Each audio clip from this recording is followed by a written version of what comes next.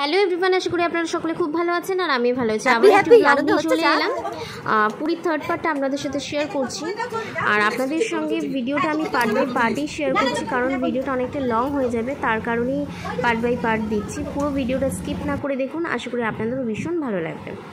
ওই রুমে তো দেখতেই পেলেন মিমিসোনা আর এই রুমে বাবানসোনা দুজনকে এখন তৈরি করতেই আমরা সকলে ব্যস্ত। তো যাই হোক, তারপরে তৈরি করে বিজে চলে আসা হলো। আর দেখতেই পাচ্ছেন এখানে পুরো ফ্যামিলি, মানে দিদি, জেঠি, ছদ্দি, তারপর মা, মিমি, বাবানসোনা সকলেই এখন ঘোড়ার পিঠে চড়তেই ব্যস্ত। যদিও আমি ভীষণ ভয় পাই, তো তার জন্য আমি কোনোটাতেই চড়িনি, আমার ভীষণ ভয় লাগে।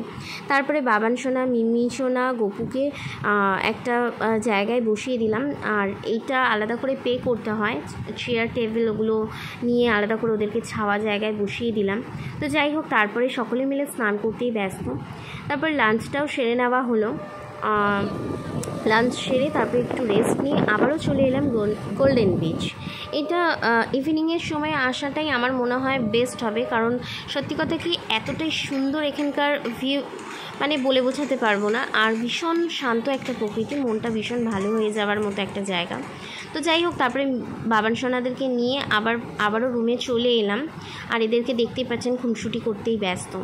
তো তারপরে মিমিসোনা, বাবানসোনা, দিদির পুরো ফ্যামিলিরই একটা পিকচার আমি তুলে রেখেছিলাম। আর আপনারা সকলেই জানেন, ইনফ্যাক্ট যারা আমার ভিডিও দেখেন তারাও জানেন যে আমি প্রত্যেকটা মুহূর্তেই ক্যাপচার করে রাখতে ভীষণ ভালোবাসি। আর সবার শেষে আমি কিছু পিকচার দিয়ে আমি পুরো ভিডিওটা শেষ করি, এন্ড করি।